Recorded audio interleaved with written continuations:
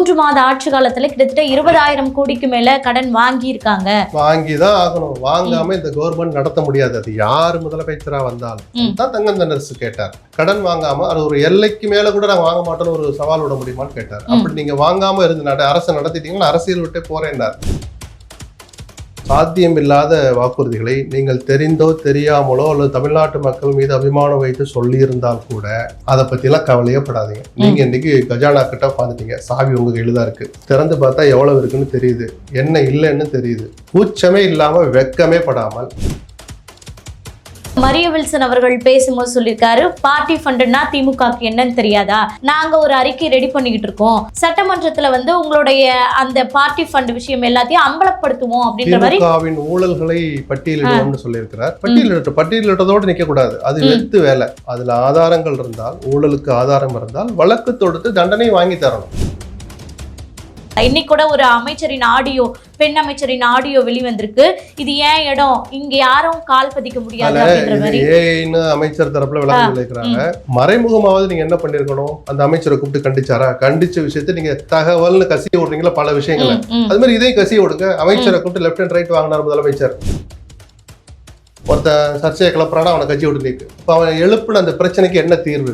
எவ்வளோ சீக்கிரத்தில் விஜய் ஒரு மனசுல உயர்ந்த இடத்த போய் அடைகிறாரோ மக்கள் மனங்கள்ல, அதை விட வேகமா கீழே இறங்குவார். அந்த ஆபத்தை முதல்ல புரிஞ்சுக்கொண்டவர். சார், இந்த கரூர் விஷயத்துல அரசு பணி வழங்கியது தவறு அப்படின்னு சொல்லிட்டு அதை ரத்து செஞ்சிருக்காங்க. ஏற்கனவே இது தற்காலிகமா தான் இருக்கு அப்படின்ற மாதிரி ஒரு முடிவோட தான் வழங்கினாரு.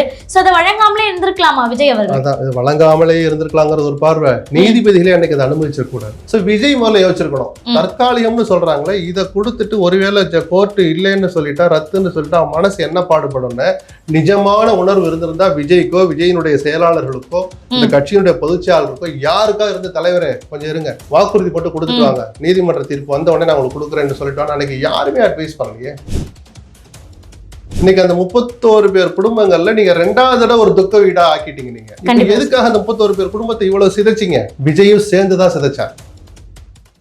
கலங்கரை சொந்தங்களுக்கு அன்பு வணக்கம். இன்று நம்மோடு நேர்காணலில் இணைந்திருக்கும் சிறப்பு விருந்தினர் மூத்த பத்திரிகையாளர் SV லக்ஷ்மணன் அவர்கள். வணக்கம் சார். வணக்கம். நலமா இருக்கீங்களா சார்? சார், இப்போ தாவேக ஆட்சி தொடங்கி கிட்டத்தட்ட 3 மாதம் நிறைவடைந்திருக்கு. இவர்களுடைய செயல்பாடுகள் பொதுமக்கள் மத்தியில எப்படி பார்க்கறாங்க சார்? பொதுமக்கள் எப்படி பார்க்குறாங்கன்னு நம்ம இன்னும் உரசி பார்க்கறதுக்கு எதுவும் பெருசாக நடக்கலை. பட் நம்மளுடைய தொடர்புகள் ஒரு பத்திரிகையாளராக நமக்கு இருக்கிற அந்த பார்வை இதெல்லாம் வச்சு பார்த்தோம்னா சில நல்ல விஷயங்களும் நடக்க ஆரம்பிச்சிருக்கு, விமர்சிக்கப்பட வேண்டிய விஷயங்களும் நடந்திருக்கு. தனிப்பட்ட விஜயினுடைய செயல்பாடுகளையும் கூட நம்ம 2 விதமாக பார்க்கலாம். மிக உறுதியாக ஊழலை ஒழிக்கணுங்கிறதுல அவர் உறுதியாக இருக்கிறார், அதை நடைமுறையில் கொண்டுட்டு வரணுங்கிறதுலையும் ஆர்வமாக இருக்கிறார். அந்த ஒரு விஷயத்தை தாண்டி இதில் அற்புதமாக பண்ணுறாருன்னு சொல்கிறதுக்கு எனக்கு எதுவுமே தோணலை. இந்த 70-80 நாள் ஆட்சியில் ரீல்ஸ் விஷயங்கிறது ஏதோ சோஷியல் மீடியாவில் அதெல்லாம் ஒரு விஷயம். இப்போ நானே உட்காந்து ரீல்ஸ்லாம் பார்ப்பேன்னு வச்சுப்போம். யார் பண்ணுறா, எப்போ பண்ணுறாங்க, எதுக்கு பண்ணுறாங்கன்னு ஒன்று இருக்குது. ஒரு ஆய்வுங்கிற பேரில் ஒரு எல்லை மீறி போனதை நம்ம ஒரு 50 நாள் பார்த்தோம். கொஞ்சம் லேட்டாக விழிச்சுக்கிட்ட அரசு, அது கட்சி, அதன் பிறகு சில பேர் மேல் நடவடிக்கை எடுத்தாங்க. ஏன்னா அவங்க அந்த அதிகாரமே இல்லை. அதிகாரம் இல்லாமல் ஒரு விஷயத்தை செய்கிறதே தப்பு. அது வீடியோ எடுத்து ரீல்ஸாக போடுறது எவ்வளோ பெரிய யோக்கியமற்றதுங்கிறத புரிகிறதுக்கே இந்த அரசுக்கு 1.5 மாதம் ஆச்சு. முதலமைச்சரும் கூட இந்த ரீல்ஸ் விஷயத்தை ரசிக்கிறாரோன்னு சந்தேகப்படுற அளவுக்கு அவரும் அந்த கண்டிப்பில் இது வரைக்கும் அவர் செய்யவே இல்லை.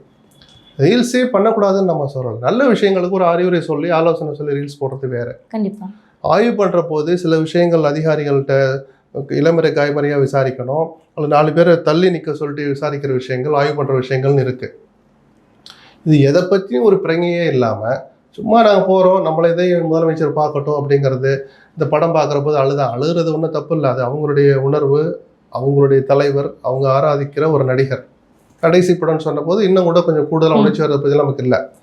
அப்படி அழுகிறத ஒருத்த இப்படி இடிச்சுக்கிட்டு முன்னாடி நின்று வீடியோ எடுக்கிறான். அப்படி எடுத்த பிறகும் அழுகிறதுங்கிறது தான் நாடகத்தனமான ஒரு விமர்சனம். அப்போ உண்மையான உணர்வுன்னு என்னை போன்ற நினைக்கிறத கூட ஒரு அசூயா அருவருப்பாக நினைக்கிற அளவுக்கு அதை எடுத்து அதை ரீல்ஸில் போட்டு, இதுதான் தப்புன்னு நம்ம சொல்கிறோம். இந்த கலாச்சாரத்துக்கு நிரந்தரமான முற்றுப்புள்ளி வைக்கணும். அது விஜய் கையில் தான் இருக்குது. எனக்கு தெரிஞ்சு அவர் இது வரைக்கும் அந்த அட்வைஸ் பண்ண மாதிரி எனக்கு தெரியலை. அது ரொம்ப தவறானது. என்னைக்காவது ஒரு நாள் அது ஆபத்தில் தான் கொண்டு போய் விடும். மிகப்பெரிய சங்கடத்தில் கொண்டு போய் ஆழ்த்தும். அது ஒன்று. மத்திய மாநில அரசுகளுக்கு இடையில இணக்கமாக போகிறது ஒன்றும் தப்பு இல்லை. இவங்க விண்ணப்பித்த அடுத்த நாளே இவர்கள் விரும்பிய தலைமைச் செயலருக்கு 6 மாத பணி நீட்டிப்பெல்லாம் கிடைக்குது. அது இணக்கமாக இருந்தால் தான் நடக்கும். அதில் தப்பு இல்லை. அப்படி இருந்தால் தான் 2 அரசுகளுக்கும் நல்லது, தமிழ்நாட்டுக்கும் நல்லது. ஆனால் எதிர்க்க வேண்டிய விஷயங்களில் பிஜேபி அவர் எதிர்க்கிறாரா அப்படின்னா சுத்தமாக இல்லை. அப்போ இரட்டை வேடம் போடுறாரா இல்லை நடிக்கிறாங்களான்னு விமர்சனத்தை உறக்க எழுப்புகிற அளவுக்கு இவங்களுடைய நடவடிக்கைகள் இருக்கு. இன்னைக்கு காலையில் நடந்த அந்த மனோன்மணியம் சுந்தரனார் பல்கலைக்கழகத்தில் நடந்த விஷயத்துல கூட தமிழ்தாய் வாழ்த்தை இப்படி அவமதிக்கிறதையோ 3ஆவதாக பாடுவதையோ நாங்கள் ஏற்க மாட்டோம் அப்படின்னா ஏற்க மாட்டோம்னு சொல்லி நீங்க என்ன பண்ணீங்க? ஒரு அறிக்கை விட்டுருக்கலாம்ல. ஒரு வாரமா அந்த பிரச்சனை நடக்குது, ஒரு அறிக்கை விட்டுருக்கலாம்ல. கவர்னர் மறுபரிசீலனை பண்ணணும். இல்லை அப்படி மீறி நடந்தால் எங்களுடைய எங்களுடைய அரசு மாநில அரசின் சார்பாக எவர் ஒருவரும் அதில் கலந்துக்க மாட்டோம், அந்த நிகழ்ச்சிக்கு நாங்கள் ஒத்துழைப்பு. ஏதாவது ஒரு வார்த்தை என்ன போடா வாடான்னு அறிக்கை விடணும்னு நம்ம சொல்கிறோம், அவமரியாதை விடுங்கன்னு இல்லையே. உங்கள் உணர்வை காட்டுற மாதிரி, இந்த அரசு என்ன நினைக்குதுன்னு தெரிஞ்சுக்கிற மாதிரி எந்த உணர்ச்சியும் அவங்க காட்டலை, எந்த வார்த்தையும் வெளியிடலை. பொதுமக்கள் தங்களுடைய குறைகள் தொடர்பாக என்னை நேரில் வந்து அணுகலாம், ராஜ்பவன் லோக்பவனுக்கே வந்து மனு கொடுக்கலான்னு கவர்னர் சொன்னபோது இது தேர்ந்தெடுக்கப்பட்ட அரசை அவமதிக்கிற மாதிரி, அவருடைய நிர்வாகத்தில் தலையிடுற மாதிரின்னு யாராவது ஒரு அமைச்சர் கண்டிப்பாக கண்டனம் தெரிவிச்சிருக்கலாம். கண்டனம் கூட ஒரு அந்த சாதாரண வார்த்தையில போட்டு ஒரு அறிக்கை கூட வரலையேங்க. அப்ப பிஜேபி எதிர்ப்பு என்பது விஜய் ஒரு என்ன சொல்றது ஒரு போலியான வேஷம் போட்டிருக்கிறாரோன்னு தான் நம்ம இப்போ வரைக்கும் பார்க்க வைக்கிறார். அவருடைய செயல்பாடுகள் மூலமா நான் சொல்றேன், நானா போற போக்குல சொல்லலை. சரி, இன்னொன்னு இந்த 3 மாத ஆட்சி காலத்துல கிட்டத்தட்ட 20,000 கோடிக்கு மேல கடன் வாங்கியிருக்காங்க. வாங்கிதான் ஆகணும். வாங்காம இந்த கவர்மெண்ட் நடத்த முடியாது. அது யாரு முதலமைச்சரா வந்தாலும் தான் தங்கம் தென்னரசு கேட்டார். கடன் வாங்காம அது ஒரு எல்லைக்கு மேல கூட நாங்க வாங்க மாட்டோம்னு ஒரு சவால் விட முடியுமான்னு கேட்டார். அப்படி நீங்க வாங்காம இருந்து அரசை நடத்திட்டீங்கன்னா அரசியல் விட்டே போறேன்னார். ஏன்னா அவர் அந்த இடத்துல உட்காந்து நிர்வாகம் பண்ணவர், அவருக்கு தெரியும் கடன் வாங்காமல் இருக்க முடியாது. ஆனா நேற்று ஒரு புது முயற்சி எடுத்திருக்கிறாங்க. மான்டெக்ஸிக் அலுவாலியா தலைமையில இந்த பொருளாதாரத்தை சீர்திருத்தத்தை பத்தி ஒரு குழு அமைச்சிருக்கிறாங்க. நல்ல விதமா நடக்கட்டும், நம்ம வாழ்த்துவோம். ஏன்னா அவங்க நல்லா செயல்பட்டாங்கன்னா ஒரு தமிழ்நாட்டு பிரஜையா நமக்கு அது நல்லதுதான். வருமானத்தை எப்படி பெருக்கிறது, செலவினங்களை எப்படி குறைக்கிறதுன்னு ஆலோசனை சொல்றதுக்கான ஒரு குழு. திமுக ஆட்சியிலேயே ஒன்று அமைச்சாங்க. அந்த குழு என்ன அறிக்கை கொடுத்துச்சு, அவங்க எதை கத்துக்கிட்டாங்க, கடைசி வரைக்கும் அவங்க வெளியவே சொல்லலை. அந்த லட்சணத்துல இல்லாம இவர்களாவது வெளிப்படைத்தன்மையோடு அவர்கள் கொடுக்குற அறிவுரை என்ன, ஆலோசனைகள் என்ன அப்படின்னு பொதுவெளிக்கு வச்சாதான் இந்த குழுவில் இடம்பெறாத மற்ற நிபுணர்கள் இருப்பாங்களே, அதே துறையில நிபுணத்துவம் பெற்றவங்க, அனுபவம் பெற்றவர்கள், அறிவு பெற்றவர்கள், அவங்க கருத்தையும் சொல்லி ஒரு முடிவுக்கு அரசு வர முடியும். மாறா இதை ரகசியமாவே வச்சிருந்து அந்த குழு எப்போ போட்டாங்கன்னு நம்ம மறக்கிற அளவுக்கு நடந்துக்கிட்டாங்கன்னா இந்த குழுனாலையும் ஒரு பிரயோஜனமும் இல்லை. சரி, இப்போ பட்ஜெட் வரப்போகுது. 2500 அறிவிப்பு வெளியிடுவதற்கான வாய்ப்புகள் ஏதாவது விஜய் மேற்கொள்வாரா? குறிப்பா செங்கோட்டையன் பேசிருக்காரு, அவங்க ஆட்சிக்கு வந்த உடனே காசு கொடுத்தாங்க, காத்துக்கிட்டு இருந்தீங்கல்ல, கொஞ்சம் காத்துட்டு இருங்க அப்படின்னு. கிட்டத்தட்ட செங்கோட்டையன் முடியாதுங்கிற மாதிரி சொல்லிக்கிறார். 13 லட்சம் கோடி கடன் இருக்கு, அதுக்கு முதல்ல ஆகிறத பார்ப்போம் தான் அந்த குழு அமைச்சருன்னு வச்சுப்போம். என்னோட நான் தொடர்ந்து அதான் சொல்றேன், சாத்தியம் இல்லாத வாக்குறுதிகளை நீங்கள் தெரிந்தோ தெரியாமலோ அல்லது தமிழ்நாட்டு மக்கள் மீது அபிமானம் வைத்து சொல்லியிருந்தால் கூட அதை பற்றிலாம் கவலையப்படாதீங்க. நீங்கள் இன்றைக்கி கஜானா கிட்ட உட்காந்துட்டீங்க, சாவி உங்கள் கையில் தான் இருக்குது, திறந்து பார்த்தா எவ்வளோ இருக்குன்னு தெரியுது, என்ன இல்லைன்னு தெரியுது. கூச்சமே இல்லாமல் வெட்கமே படாமல் இதுதான் சாத்தியம், இது சாத்தியம் இல்லைன்னு வெளிப்படையாக அறிவித்தால் விஜய் மக்கள் மனங்களில் உயர்வாரே தவிர எந்த வகையிலும் ஒரு தாழ்ந்து போக மாட்டார், அவமானப்பட மாட்டார். அது ஒரு பெருமைக்குரிய விஷயமா தான் என்னை போன்றவர்கள் பார்ப்போம். மாறா வீம்புக்கு நம்ம சொல்லிட்டப்பேன்றதுக்காக உன்னை கடனை வாங்கி வாங்கி வாங்கி நீங்கள் அதை செஞ்சீங்கன்னா திருப்பி நம்ம தலையில தான் வந்து சுமத்துவாங்க மறைமுகமாக. சரிதானா? இப்போ நீங்கள் மோதிரம் வாங்குறீங்க, எனக்கு ஒன்றும் இல்லை அப்படின்னா என் மேலே சுமத்துற சுமையும் கூட மறைமுகமாக உங்களையும் வந்து பாதிக்கும். வேறு விஷயங்கள் இன்னைக்கு அது கண்ணுக்கு தெரியாது, நம்ம அனுபவிக்கிற போது தான் தெரியும். சொத்து வரி, அந்த வரி, இந்த வரி, நீங்கள் போய் நிற்கிற போது ஹாஸ்பிட்டலில் நுழையிறதுக்கு சீட்டுக்கு இவ்வளோ காசுன்னு கொடுக்குற அந்த 5 ரூபாயில கூட நீங்கள் அதை சுமையை ஏற்றுறீங்கன்னு தான் அர்த்தம். ஏதோ ஒரு வகையில் அப்பாவிகளை பிழிந்தெடுக்காமல் இந்த கடனை அடைக்க முடியாது. அதனால அனாவசியமா கடன் வாங்க வேண்டாம், அதுக்கு ஆடம்பரமான அவசியமற்ற சலுகைகளை கொடுக்கவும் வேணாம், இலவசங்களை கொடுக்கவும் வேணாங்கிறது தான் என்னுடைய பார்வை. அது புரிஞ்சுக்கிறாங்களான்னு பார்ப்போம். சரி, இன்னொன்று இந்த பட்ஜெட் தாக்கல் நெருங்கிட்டு இருக்கு நேரம். ஸோ அமைச்சர்கள்லாம் மும்பரமா செயல்படுவாங்கன்னு பார்த்தா தொழில்துறை அமைச்சர் வந்து தன்னுடைய ஆண் நண்பருடன் வெளியில போற காட்சிகள், பப்ளிக் அதை வீடியோ எடுத்து போடுறாங்க. அவர் அந்த நண்பர் பின்னாடி முறையில எல்லாம் ஆண் நண்பர் அதெல்லாம் நம்ம பேச வேண்டாம், அது அவங்களுடைய உரிமை. ஒரு அமைச்சராக இருந்து அவர் அந்த அலுவலை தாண்டி ஏதாவது சட்டத்துக்கு புறம்பா தான் ஏற்றுக்கொண்ட உறுதிமொழிக்கு மாறா நடந்துக்கிட்டாங்கன்னா தான் நம்ம விமர்சிக்கணும். துறையில தவறு பண்ண விமர்சிக்கலாம், மற்றபடி தனிப்பட்டதுக்கெல்லாம் நம்ம பேசக்கூடாது. பட்ஜெட் கூட்டத்தொடர் வருது, அது எவ்வளவு பெரிய சவாலான ஒரு விஷயம். ஒரு கேள்வி எழுப்பினா அந்த கேள்விக்கு பதில் சொல்றதுக்கே நம்ம எவ்வளவு படிக்கணும் கண்டிப்பா அப்படிங்கிறத ஒரு தடவை ஏதோ பயிற்சி பட்டறைன்னு ஏதோ நடந்தது. நடத்துனாங்க. அதை ஆமா. தொடர்ந்து நடத்தினா தப்பு இல்லை. வாரம் வாரம் உட்காந்து சொல்லி கொடுத்தாலோ கத்துக்கிறதுலே தப்பே கிடையாது. அது தாவேக எம்எல்ஏக்கள் இல்லை, எந்த எம்எல்ஏக்களும் கத்துக்கிடலாம். முதல் முறை வர்றவங்க அமைச்சர்கள் கொஞ்சம் கூடுதல் கவனம் செலுத்தணும். ஜனநாயகம் படம் பார்க்கலாம், பார்க்கக்கூடாதுலாம் ஒன்றும் சட்டம் கிடையாது, அது தப்பும் கூட. ஏன்னா அது ஒரு அவங்களுடைய ஒரு என்ன சொல்றது, அவங்க சுதந்திரங்க. அது அங்கே போய் உட்காந்துட்டு அதை ஃபோட்டோ எடுக்கணும், அதுக்கு ஒரு இது பண்ணணும், அதை ரீல்ஸாக போடணும், அதில் எவ்வளோ லைக்ஸ் வருது, எவ்வளோ வியூஸ் வருது, இதில் கவனம் செலுத்துறதுக்கு பதிலாக ஒரு நாள் கூத்து முடிஞ்சிடுச்சு. இப்போ இனிமேல் ஜனநாயகம் யாரா நீங்களே இன்னைக்கு வரைக்கும் கேட்கல, நானாக தான் சொல்லிட்டு இருக்கிறேன். அவ்வளோதான், அதுக்கு மதிப்பு அவ்வளோதான். இனிமேல் துறை விஷயங்கள்ல கவனம் செலுத்தணும்னு பார்க்குறோம். அது மாதிரி விஜய் பார்ட்டி ஃபண்ட் வாங்குறது இல்லை, கட்சி நிதி நாங்கள் வாங்க மாட்டோம், வாங்குறதே விட மாட்டோம்னு சொன்னார்ல, அது இன்னைக்கு வரைக்கும் கடைபிடிக்கிறாங்க. ஆனால் சில அமைச்சர்கள் தவறு செய்யலாமான்னு யோசிக்கிறாங்களோன்னு அரசல் புரசலா தகவல் வருது. விஜய் உறுதியா இருந்து அதை கண்காணிக்கணும். கண்காணிச்சால் அவங்களுக்கு நல்லது. சரி, இன்னொன்று மரிய வில்சன் அவர்கள் பேசும்போது சொல்லியிருக்காரு, பார்ட்டி ஃபண்டுன்னா திமுகக்கு என்னன்னு தெரியாதா, நாங்கள் ஒரு அறிக்கை ரெடி பண்ணிக்கிட்டு இருக்கோம், சட்டமன்றத்தில் வந்து உங்களுடைய அந்த பார்ட்டி ஃபண்ட் விஷயம் எல்லாத்தையும் அம்பலப்படுத்துவோம் அப்படின்ற மாதிரி திமுகவின் ஊழல்களை பட்டியலிடுவோம்னு சொல்லியிருக்கிறார். பட்டியலிட்டதோடு நிற்க கூடாது, அது வெட்டி வேலை. ஏற்கனவே அதுல ஆதாரங்கள் இருந்தால், ஊழலுக்கு ஆதாரம் இருந்தால் வழக்கு தொடுத்து தண்டனை வாங்கி தரணும். அதுதான் கன்ஸ்ட்ரக்டிவா இருக்கும், அர்த்தமுள்ளதா இருக்கும். அது சும்மா வெற்றி சவடாலாம் விடக்கூடாது. தாராளமாக நல்ல விஷயம்தான். ஊழலை ஒழிக்கிறதுனுடைய இன்னொரு வடிவம் தான் மரிய வில்சன் சொன்னது. என்ன வெளியிடுறாங்கன்னு பார்ப்போம், அதுக்கு ஆதாரங்களை கொடுக்குறாங்களான்னு பார்ப்போம். தப்பு பண்ணியிருந்தா நடவடிக்கை எடுக்க நமக்கு என்ன இருக்கு. சரி, இந்த கரூர் விஷயத்துல அரசு பணி வழங்கியது தவறு அப்படின்னு சொல்லிட்டு அதை ரத்து செஞ்சிருக்காங்க. ஏற்கனவே வந்து இது தற்காலிகமாக தான் இருக்கு அப்படின்ற மாதிரி ஒரு முடிவோட தான் வழங்கினாரு. ஸோ அதை வழங்காமலே இருந்திருக்கலாமா விஜய் அவர்கள்? அதான், இது வழங்காமலே இருந்திருக்கலாங்கிறது ஒரு பார்வை. நீதிபதிகளே அன்னைக்கு அதை அனுமதிச்சிடக்கூடாது. தற்காலிகமா கொடுங்கன்னு சொல்லிடு. ஏன்னா நீங்க ரெண்டாவது தடவை அவங்கள போய் கொள்றீங்க. 31 பேருடைய மனசுன்னு ஒண்ணு இருக்குல்ல, சரியா தப்பா சட்டம் அரசு நிர்வாகம் ஒரு பக்கம் இருக்கட்டும், அந்த 31 பேருடைய மனநிலை இன்னைக்கு இந்த 24 மணி நேரத்துல என்ன பாடுபட்டிருக்கோம். கண்டிப்பா அதையும் தான் நம்ம யோசிக்கணும். ஸோ விஜய் முதல்ல யோசிச்சிருக்கணும். தற்காலிகம்னு சொல்றாங்களே, இதை கொடுத்துட்டு ஒருவேளை கோர்ட்டு இல்லைன்னு சொல்லிட்டா, ரத்துன்னு சொல்லிட்டா அவன் மனசு என்ன பாடுபடும்னு நிஜமான உணர்வு இருந்திருந்தா விஜய்க்கோ விஜயினுடைய செயலாளர்களுக்கோ இந்த கட்சியினுடைய பொதுச்செயலாளருக்கோ யாருக்கா இருந்து, தலைவரே கொஞ்சம் இருங்க, கரூருக்கு போங்க, வேற ஏதாவது உதவி செய்யலாம், வாக்குறுதி போட்டு கொடுத்துட்டு வாங்க, நீதிமன்ற தீர்ப்பு வந்த உடனே நான் உங்களுக்கு கொடுக்குறேன்னு சொல்லிட்டோம். அன்னைக்கு யாருமே அட்வைஸ் பண்ணலையே. இன்னைக்கு அந்த 31 பேர் குடும்பங்கள்ல நீங்க ரெண்டாவது தடவை ஒரு துக்க வீடா ஆக்கிட்டீங்க. நீங்க எல்லாரும் சேர்ந்து நீதிபதிகளும் அன்னைக்கு அதை அனுமதிச்சிருக்க கூடாது. இறுதி தீர்ப்பு வர வரைக்கும் பொறுங்கன்னா இவங்க மீறிக்கிட்டு போய் விஜய் கொடுத்துருவாரா? அந்த அளவுக்குலாம் சட்டத்தை மீறவரா நான் பார்க்கல விஜய. நான் சொல்ல புரியுதுங்களா? இப்ப எதுக்காக அந்த 31 பேர் குடும்பத்தை இவ்வளவு சிதைச்சிங்க? விஜயும் சேர்ந்துதான் சிதைச்சார். கோர்ட் இவ்வளவு அன்னைக்கு கேள்வி, இதுல பாதி கேள்வி அன்னைக்கே கேட்டாங்க. எல்லாருக்கும் இந்த பார்வை பார்ப்பீங்களா, இல்ல அங்கே இறக்குறவங்களுக்கு கொடுத்தீங்களான்னு சில கேள்வி வர்ற போதே ஜட்ஜஸோட மூடு, நீதிமன்றத்துடைய பார்வை இப்படிதான் இருக்குன்னு விஜய் அன்னைக்கே யோசிச்சிருக்கணும். ஆட்சி பண்றது ஒன்றும் சாதாரண விஷயம் கிடையாது, நம்ம நினைச்சதெல்லாம் செய்யலாங்கிறதுக்கு. இந்த 31 பேருடைய மனசையும் கொஞ்சம் யோசிச்சு பாருங்க. அவங்களும் ஒன்றும் ஆந்திராக்காரவங்க ஒரிசாக்காரவங்க இல்லை, வேலைக்காக காத்திருக்கிறவங்கள அந்த 31 பேரும் இருப்பான்ல. அந்த வேலை வந்த விதம் தான் சர்ச்சைக்குரியதே தவிர அவர்கள் தகுதியற்றவர்கள்னு யாரும் சொல்லலை. கண்டிப்பா எல்லாத்தையும் பரிசீலிக்கணும். உச்சநீதிமன்றம் போறதா சொல்லிக்கிறாங்க. எனக்கு தெரிஞ்சு இந்த தீர்ப்பு மாற்றப்படும்னு நான் நினைக்கல. அந்த ராணுவ வீரர்கள், அதாவது இறந்த குடும்பத்தினருக்கு கொடுப்பதும் இந்த நீங்க கொடுத்ததும் ஆகாது, ஆகக்கூடாதுன்னு. இது அதை விட ராணுவ வீரர்களை கொச்சைப்படுத்த முடியாது. ஏதோ ஒரு வாதத்துக்கு விஜயை பிடிச்ச விஜய் அண்ணா நீங்க சொன்னா சரிதான், ராணுவ வீரர்கள் இவங்களும் ஒண்ணுதானான்னு யாராவது சொன்னா கன்னத்திலே அறையணும். அது அவர்களை கொச்சைப்படுத்துற மாதிரி ஆயிடும். நடந்தது துக்க நிகழ்வு, அதில் யாருக்கு எந்த மாறுபட்ட கருத்தும் இல்லை.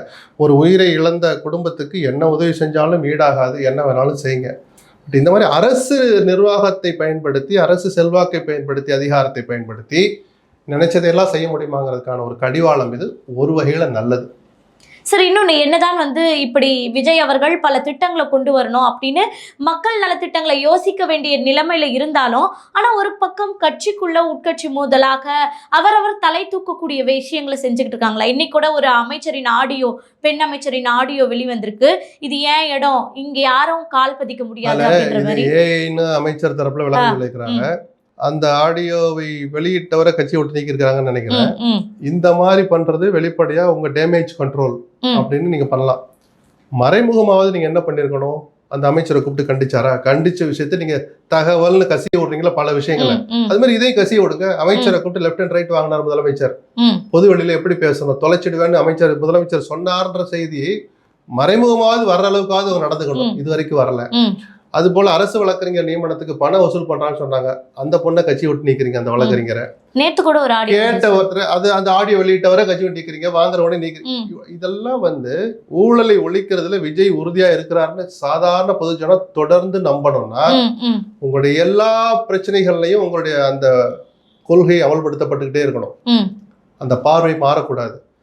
ஒருத்தன் சர்ச்சையை கிளப்புறானா அவனை கட்சி விட்டு நீக்கு. அப்ப அவன் எழுப்புன அந்த பிரச்சனைக்கு என்ன தீர்வு? விஜய் அங்கேதான் கோட்டை விடுறாரு. எவ்வளவு சீக்கிரத்துல விஜய் ஒரு மனசுல உயர்ந்த இடத்த போய் அடைகிறாரோ மக்கள் மனங்கள்ல, அதை விட வேகமா கீழே இறங்குவார். அந்த ஆபத்தை முதல்ல புரிஞ்சுக்கொண்டவர்.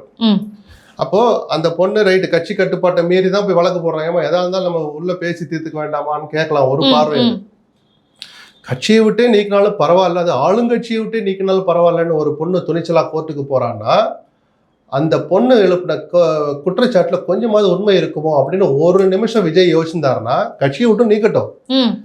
அதை பத்தி விசாரிக்கிறதுக்கு ஒரு கட்சி சார்பான ஒரு குழு அமைக்கிற நியமிச்சாரு. கண்டிப்பா அது செய்யாததாலதான் இப்ப நேத்து ஒரு ஆடியோ வந்திருக்கு. பொதுமக்களுக்கு சந்தேகம் வரும். அப்ப இவர் பேசுறது சும்மா வெறும் இதுக்குதானா அப்படின்னு. அது போல கட்சி நிதி வாங்க மாட்டோம்னு சொன்னார். சில அமைச்சர்கள் அரசல் புரசலா வாங்க ஆரம்பிச்சுட்டுதான் ஒரு தகவல் வருது. வாங்காமல் இருக்க முடியாது. நாங்க ஒழிச்சிட்டோம்னு சொன்னா நம்பாதீங்க, விஜயே சொன்னாலும் நம்பாதீங்க. ஆனால் அவருடைய அந்த ஒரு ஒரு பார்வை இருக்குல்ல, ஒரு ஊழல் இல்லாத ஒரு ஆட்சி நடத்தணுங்கிற அந்த பார்வை சிந்தனைக்கு நம்ம பாராட்டு தெரிவிக்கணும். நம்ம ஒத்துழைக்கலாம். சுத்தமா ஒழிக்க முடியாது. இந்த குறை இவர் வாங்க மாட்டேன்னு சொன்னாலே அது ஒரு ஸ்டேஜ்ல குறையுங்கிற நம்பிக்கையோட நான் சொல்றேன். அதை ஒரு கட்டுக்குள்ள வச்சு கண்காணிக்கணும், தொடர்ந்து கண்காணிக்கணும். இல்லாட்டி இது அப்பாவிகள் சாதாரண ஆட்கள்லாம் அமைச்சராயிட்டான்னு இன்னைக்கு நம்ம சொல்லலாம். 3 மாசத்துல அவன் தோரணையே மாறி இருக்கும். இந்த பசங்களுடைய தோரணை அமைச்சரான பிறகு அதுக்குன்னு ஒரு தோரணை வரும். அவருடைய அந்த நடை உடை பாவனை எல்லாம் மாறுற போது எப்படியெல்லாம் பணம் சம்பாதிக்கலாங்கிற அந்த யோசனைகளும் அவங்களுக்கு வந்து சேரும். அவன் சும்மா இருந்தாலும் அடுத்தவன் 4 பேர் சொல்லி கொடுப்பானுங்க. ஸோ முதலமைச்சர் இதை தொடர்ந்து கண்காணிக்கணும்னு நம்ம சொல்றோம். கண்டிப்பா சார். இப்ப அடுத்தடுத்து பாத்தீங்கன்னா இப்போ நீட் தேர்வு விவகாரத்துல கூட டிவிகேவின் இரட்டை நிலைப்பாடு வெளிப்பட்டது அப்படின்னு நம்ம பார்க்கலாமா? என்னதான் டிஎம்கே போராட்டத்திலேயாவது அட்லீஸ்ட் ஈடுபட்டுட்டாங்க. இந்த இரட்டை நிலைப்பாடுன்னு நான் சொல்ல விரும்பல. போராட்டத்தை அடக்காமல் ஒரு அரசு நடத்த முடியாது. நீங்க இஷ்டம் கட்டலாம் போராடிக்கோ, ரோட்டை மறிக்கிறேன் மறிச்சுக்கோலாம் நிர்வாகம் பண்ண முடியாது. அரசு அப்படி இயங்க முடியாது. அது விஜய்க்கு இப்ப புரிஞ்சிருக்கோம். நாங்கள் எங்களுடைய குரல் வலை நசுக்கப்படுகிறது, நாங்கள் அனுமதி கேட்டா கொடுக்க மாட்டோம்னு எத்தனை தடவை வாய்களே பேசியிருப்பாரு. இன்னைக்கு அவர் உட்காரும் போது அந்த சீட்டோட அருமை தெரியும், என்ன நெருக்கடி இருக்குன்னு தெரியும். போராட்டம்னா இப்படி நம்ம எல்லா இடத்துலையும் கொடுக்கக்கூடாதோ அப்படின்னு இன்னைக்கு அவர் புரிஞ்சுட்டு இருப்பார்ல. கேட்குற இடத்துல கொடுத்தாரா? இல்ல. சரத் அமைச்சர் சரத்தை பதவி விட்டு நீக்கணும்னு திமுக அனுமதி கேட்டபோது கொடுக்கல. ஏன் கொடுக்கல? அப்ப அது ஜனநாயகத்தின் குரல் வலையை நசுக்கிறதா இல்ல மசாஜ் பண்ணி விடுறதா? அப்ப நெருக்கடி புரியுது இல்ல. சோ போராட்டத்தை கட்டுப்படுத்தினால யாருக்கு எந்த மாறுபட்ட கருத்தும் இல்லை. ஆனா மாணவர்கள் சங்க பிரதிநிதிகளை கைது பண்றவங்க பேர்ல காலேஜுக்குள்ளேயே போய் யூனிவர்சிட்டிக்குள்ளேயே போய் கிளாஸ் ரூம்குள்ள எல்லாம் போயெல்லாம் கைது பண்ண முடிந்தது ரொம்ப ரொம்ப தப்பு. விஜய் அதை கொஞ்சம் நேரடியா தலையிட்டு கண்டிச்சிருக்கணும். நான் கண்டிச்சேங்கிற விஷயத்த வெளியில வர வச்சிருக்கணும். விஜய் அதை செய்ய தவறிட்டார் தான் பாக்குறேன். ஆட்சி அதிகாரத்துல இருக்கிற போது அவங்க போய் நேரடியா போராட்டம் பண்ண முடியாது. ஆளுங்கட்சி பண்ணலாம். அரசு நிர்வாகத்துக்கு அமைச்சர்கள் அவங்க எல்லாம் அப்படி போய் வெளிப்படையா போராட்டம் நடத்துவது மரபல்ல. மற்றபடி அவங்க ரெட்டை வேடம் போட்டாங்கன்னு நான் பார்க்கல. அன்னைக்கும் அவங்களுடைய கொள்கை நீட்டு வேணாங்கிறது தான். இன்னொரு நடிகை அங்க பேசினாங்கல்ல சார், விஜய் ஃபேன். திமிரை தவிர வேற எதுவும் இல்லைங்க. விஜய் ஃபேன் அங்கே போய் பேச வேண்டிய அவசியம் என்ன வந்துச்சு? உங்களை யார் இங்க கூப்பிட்டா? இல்லை நீங்க வரலைன்னா அந்த போராட்டம் நடந்திருக்காதா? முதல்ல இந்த வெற்று ஜம்பம் வெற்று விளம்பரத்துக்கு பசங்க போராடுகிற மாணவர்களும் இயங்கக்கூடாது, அந்த தனிநபர்களும் அதை விரும்பக்கூடாது. தப்பு பசங்க மேலே இருக்கு. ஏன் நடிகை பேசினாதான் அந்த போராட்டம் வெற்றி பெறுமா? புரியுதுங்களா? கூப்பிட்டு வச்சு அவமானப்படுத்திக்கிட்டது அவங்க தான். பட் இப்படிலாம் பேசுறவங்க எதிர்பார்த்திருக்க மாட்டாங்க. இது ஒரு நல்ல பாடமா எடுத்துக்கிட்டு, அதாவது வந்தா வாழ்த்தி தான், அதானுங்க மரபு, அதான ஒரு நாகரிகம். அந்த போராட்டத்தில் எனக்கு உடன்பாடு இல்லைன்னா நான் இன்னொரு இடத்துல அனுமதி வாங்கி நான் அந்த போராட்டம் தப்புன்னு போய் பேசலாம். எனக்கு அதுதான் அந்த நடிகை எதிர்பார்த்த கருத்து சுதந்திரம் அதுதானே தவிர அந்த கூட்டத்துல போய் நின்று நான் நினைச்சதெல்லாம் பேசுவேன்னு சொல்றது திமிரு, ஆணவம், அட்டூழியம், அழிச்சாட்டியம். அது பெண் நடிகை இந்த பம்மாத்து வேலையெல்லாம் வேணாம். யார் பண்ணாலும் தப்பு தான். அது திமிரு தான். அடக்கப்பட வேண்டிய கை முறுக்கப்பட வேண்டிய ஆணவம். அது பொதுவெளியில யார் பண்ணாலும் தப்பு தான். டிவிகே சார்பா அவங்க இப்படி பேசினது தப்பு அப்படின்னு அவங்களும் எந்த ஒரு ரியாக்டும் எப்படி ரியாக்ட் பண்ணுவோம்? எதுக்கு பண்ணணும்? அப்ப அவங்க அனுப்புன மாதிரி தானே சார் மக்கள் பாப்பாங்க. அப்படி எல்லாம் நம்ம தேவையில்லாம போய் பொருத்தி பார்க்க கூடாது. அந்த பொண்ணு அந்த நடிகை தனக்கு ஒரு விளம்பரம் தேடியோ நிஜமான உணர்வோடு போயிருக்கட்டும். போய் அங்கே நடந்து கொண்ட விதம் சரியில்லை. ஜனநாயகன் படத்தை நான் ஃபர்ஸ்ட் டே பார்த்தேன்னா என்ன அப்படி சொல்ல வேண்டிய அவசியம் என்ன? இல்ல. என்ன நடக்கிற போராட்டம் எதுக்கு? நீ உங்க இதை பேசுறதுக்கு அந்த இடம் கேட்டா குரல் கருத்து இது ஜனநாயகம் அப்படி இப்படின்றாங்க. அது பார்க்க பரிதாபமா இருக்கு. இது எந்த வகையிலும் ஒரு மெச்சூரிட்டியை அந்த நடிகை காட்டலை. அது அந்த மாணவர்களுக்கு ஒரு சரியான அடின்னு தான் நான் பார்க்குறேன். நான் இனிமேல் எந்த அளவுக்கு கவனமாக இருக்கணும், இந்த திரை பிரபலங்களை பார்த்து பல்லிழிக்கிறது, அந்த பிரபலத்தில் மயங்குற வேலை, இது மாதிரியான உணர்ச்சிகரமான போராட்டங்கள் அது ஒரு துளி கூட இருக்கக்கூடாது அப்படிங்கிறதுக்கு அது சரியான உதாரணம். அந்த நடிகைக்கு நம்ம நன்றி சொல்லணும். கண்டிப்பா சார். இன்னொன்று சிங்கப்பெண் படை அப்படின்னு சொல்லி டிவிகே அரசாங்கம் புதியதாக அறிமுகப்படுத்தினாங்க. ஆனால் தன்னுடைய மாவட்ட செயலாளர்களே பார்த்தீங்கன்னா பெண்களுக்கு, கட்சியில் இருக்கக்கூடிய பெண்களுக்கு, சிறுமிகளுக்கெல்லாம் அதெல்லாம் தடுக்கவே முடியாது. நடந்துகிட்டு தான் இருக்கும். நடந்த பிறகு எவ்வளவு வேகமா நடவடிக்கை எடுக்கிறாங்கன்னு பார்க்கணும். இப்போ எனக்கு தெரிஞ்சு வெள்ளூர்ல ஒரு எஃப்ஐஆர் போட்டதோட நிக்குது. ராணிப்பேட்டை, திருப்பத்தூர் அந்த பக்கம் அதுதான். இதைத்தான் மக்கள் கவனிப்பாங்களே தவிர தாவேக்காரர் எப்படி தப்பு பண்ணதான் செய்வாங்க. அதுக்கு அரசியல் கட்சிகள் அந்த எல்லையெல்லாம் கிடையாது. ஒரு மனுஷன், தனி மனுஷனா தப்பு செய்வான். அவர் என் கட்சிக்காரராகவே இருந்தாலும் நான் தயங்காம நடவடிக்கை எடுப்பேன். ஜெயலலிதா இதனால இன்னைக்கு வரைக்கும் ஒரு மனசுல உயர்ந்து நிக்கிறாங்க, தமிழ்நாட்டு மக்கள் மனசுல. இந்த மாதிரியான விஷயங்கள் அவர் நடந்துகிட்ட அந்த இரும்புத்தனம் தான். சரிதானா? அது விஜய் இன்னும் தயங்குறார். அது நல்லதில்லை. நான் திருப்பி சொல்றேன், எவ்வளவு வேகத்தில் நீங்க மேல போனீங்களோ அதை விட பல மடங்கு வேகத்துல கீழே இறங்குவீங்க இந்த மாதிரியான மனநிலை தொடர்ந்தால். ஏன்னா இதுல காட்டுற வேகம் போதாது. அதுபோல சிறியவைக்குண்ட எம்எல்ஏ தப்பு பண்ணார் நம்ம சொல்லல. அங்கேயும் ஒரு பாலியல் குற்றச்சாட்டோடு தொடர்புபடுத்தி அவரையும் ஒரு இது வந்தது. விசாரிக்கிறோன்னு கூட இது வரைக்கும் எதுவுமே பண்ணல. அதாவது இப்ப இந்த ஊழலுக்கு அதாவது ஞான சௌத்ரி அவங்கள கட்சியை விட்டு நீக்கினாங்களா, அந்த மாதிரியான நடவடிக்கை கூட இவங்க எடுக்கலையே சார். இல்ல, சில பேரை கட்சியை விட்டு நீக்கிக்கிட்டு தான் இருக்கிறாங்க. அந்த வேகம் பத்தாதுன்னு நம்ம சொல்றோம். விசாரிச்சுட்டு உண்மை இருந்தா நீக்குங்க.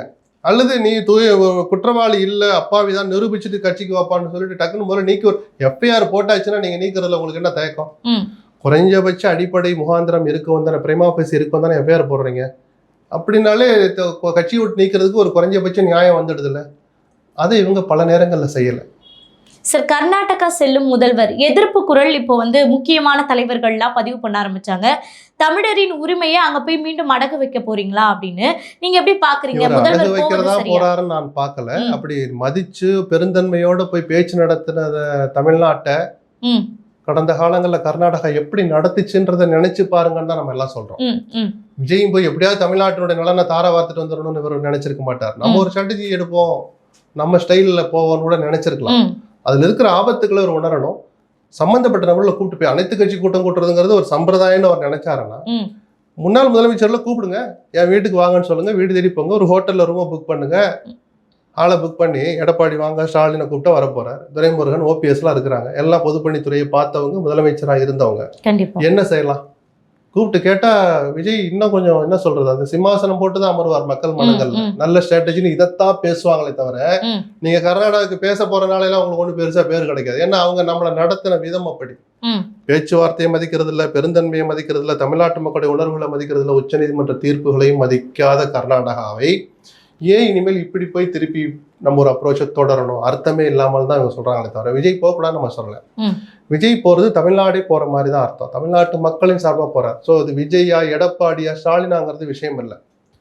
தமிழ்நாட்டு மக்கள் விஜய் பின்னாடி கண்டிப்பா இருப்பாங்க. அப்படி நிக்கிறாங்கன்னு சொல்ற போதே அவங்களுடைய உணர்வுகளை மதிக்கணுங்கிறத நம்ம எதிர்பார்க்கிறோம். சம்பந்தப்பட்ட நபரோட ஒரு ஆலோசனை பண்ணிட்டு அவர் போகட்டுங்கிறத நம்ம பார்க்கலாம். அவர் என்ன நினைக்கிறான்னு பார்ப்போம். கண்டிப்பா சார். இன்னொன்று, தமிழ்நாட்டில் இப்படி பல பிரச்சனைகள், நிதி சம்பந்தப்பட்டு, ஆட்சி சம்பந்தப்பட்டு பல பிரச்சனைகள் இருக்கும்போது விஜய் அவர்கள் பிரதமர் ஆக போறாரு அப்படின்னு சொல்லி வட இந்தியர்கள் மத்தியில ஒரு நிமிஷத்தை வேஸ்ட் பண்ண வேண்டாம். அதுக்கான சூழல் வரட்டும். அவர் அது முதல்ல வாய் திறந்து ப்ரமோட் பண்றது யாரு சார்? அவர் முதல்ல பேசட்டும். அதுக்கு பின்னாடி யார் ப்ரமோட் பண்ணாலும் அதை விவாதிக்கிற அளவுக்கு தகுதியற்ற பேச்சு அது. விஜய் என்னுடைய ஒரு நாள் நான் பிரதமர் ஆகி காட்டுவேன்னு விஜய் சொல்லட்டும், அப்புறம் நம்ம அதை பேசலாம். யாரோ ஒருத்தர் சொல்ற அர்த்தமற்ற விஷயங்களை போய் விவாதிக்கிறதே தப்பு. கண்டிப்பா சார். இப்ப டீலிமிட்டேஷன் நிறைவேற்றணும் அப்படின்னா பாஜகவுக்கு டிஎம்கேவினுடைய சப்போர்ட் தேவைப்படுது. ஸோ டிஎம்கே கையில தான் இப்போ பாஜகவின் குடுமி இருக்கு அப்படின்ற அளவுக்கு செய்திகள் போடப்படுது. இல்லை, பட் திமுகவுடைய ஆதாரமும் ஒரு குரூஷியலா இருக்குது, ஒரு முக்கியத்துவம் வாய்ந்ததா இருக்குன்னு நம்ம சொல்லலாம். ஏன்னா அது இல்லைன்னாலும் அவங்க வேற சில கணக்கெல்லாம் போட்டு வச்சிருக்கிறாங்க. பட் அப்படி ஒன்று அமைஞ்சா நான் சந்தோஷப்படுவேன். ஏன்னா நீங்கள் சொல்கிற அந்த குடுமிங்கிற வார்த்தையை கையில் வச்சுக்கிட்டு இதை ஒரு பிடிமானமாக வச்சுக்கிட்டு நீட் தேர்வு ரத்துக்கு ஒரு சட்ட திருத்தம் கொண்டு வாங்க, ஒரு சட்டம் கொண்டு வாங்கன்னு திமுக சொல்ல வேண்டிய ஒரு அற்புதமான வாய்ப்பு அப்போ அமையும். அதை திமுக தவறவிடக்கூடாது. மதவாத சக்தி என்று உங்களால் சொல்லப்படுகிற பிஜேபியாகவே இருந்தாலும் அந்த விஷயத்தில் நாங்கள் ஆதரிக்கிறோம். தமிழ்நாட்டு நலன் பாதிக்காமல் ஏன்னா திருத்தங்கள், நாங்கள் சொன்ன திருத்தங்களை ஏற்றுக்கொண்டால் நாங்கள் பரிசீலிப்போம்னு இளங்கோவன் சொல்லிக்கிறார் அந்த டீலிமிட்டேஷன் விஷயத்தில். அதை நாங்கள் செய்கிறோம். எங்களுக்கு நீட் தேர்வை நிரந்தரமாக ரத்து பண்ணுங்கன்னு ஒரு கொக்கியை திமுக போடணும். அது தமிழ்நாட்டு மாணவர்களுடைய நலனுக்கு நீண்டகால தீர்வாக அமையும். சரி, இன்னைக்கு காலையில மாவட்ட செயலாளர்கள் பல பேரை திமுகல வந்து ஸ்டாலின் அவர்கள் மாற்ற போறாரு, அதாவது இளைய தலைமுறை கிட்ட வந்து நிறைய பதவி கொடுக்க போறாங்க அப்படின்னு சொல்றாங்களே, விஜய் அவர்களை பார்த்து இவரும் வந்து அந்த முடிவு எடுக்க முன் வராரா? அதுவும் ஒரு காரணமா இருக்கலாம். தேர்தல் தோல்வியும் அடுத்த முக்கிய காரணமா இருக்கலாம். இவ்வளவுலாம் நல்லது செஞ்சு நம்ம எங்க கோட்டை விட்டோம் அப்படின்னு அவர் பார்வையில் ஒரு கேள்வி வரும் தான். கட்சியை முழுமையா, நாட் ஓன்லி மாவட்ட செயலாளர்கள், முழுமையாகவே கட்சியை சீரமைக்கிறதுக்கு ஒரு குழுவெல்லாம் நியமிச்சுட்டு தான் லண்டன் போனார். அந்த குழு அறிக்கை இந்நேரம் கொடுத்துருப்பாங்கன்னு நினைக்கிறேன். அப்படி ஒட்டுமொத்தமாவே கட்சியை சீரமைக்க போறாங்கன்னா எந்த வடிவத்தில் அவங்க சீரமைக்கிறாங்கன்னு பார்த்தாதான் அவங்க எந்த திசையில பயணிக்க போறாங்கன்னு நம்ம ஓரளவு யூகிக்க முடியும்.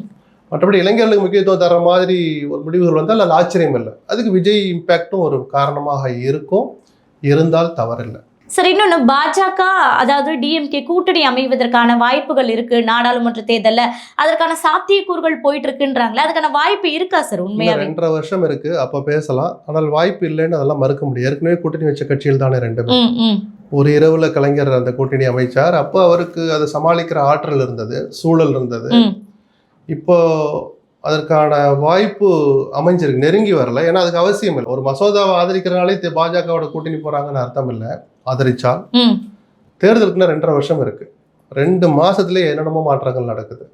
அதனால அந்த நெருக்கத்துல பார்க்கலாம். திமுகவினுடைய கூட்டணியில வேற யாரும் இங்க சேரலையா, இல்ல பிஜேபி தான் வருதா, இதுக்கெல்லாம் இன்னும் விவாதிக்கிறதுக்கும் நடக்கிறதுக்கும் எவ்வளவோ காலம் இருக்கு. கண்டிப்பா சார். இன்னொன்னு, இப்ப தாவேகா அப்படின்னு எடுத்துக்கிட்டோம்னா, இப்ப பாஜகவுடன் பல விஷயங்களை இணக்கமா அப்படியே போனாங்க அப்படின்னா காங்கிரஸ் உடன் அவர்களுக்கு முரண் ஏற்படாதா சார்?